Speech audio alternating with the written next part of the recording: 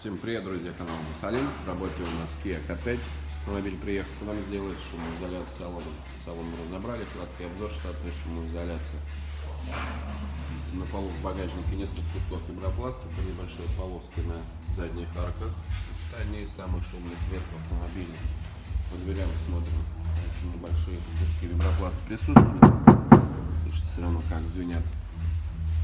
В салоне кое-где также вибропластом обработано. Готовим поверхность и приступаем исправлять. Заканчиваем клеить вибропласт на Kia K5. Проклеен у нас тщательно прокатан валиком пол в салоне.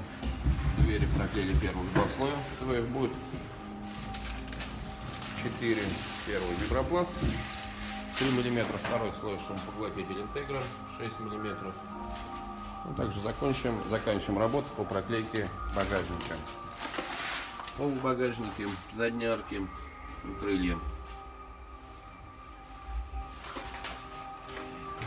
Продолжаем нашу работу. Закончили клеить шумоизоляцию на Kia K5. Проклеен с шумопоглотителем пол в салоне.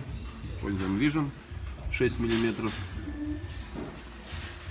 Третий слой нанесли в дверях. У нас фибропласт 2 мм.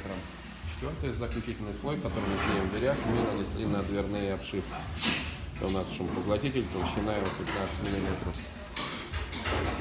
Также по багажнику проклеен у нас пол, проклеены задние арки и крылья. Также используем Vision 6 мм.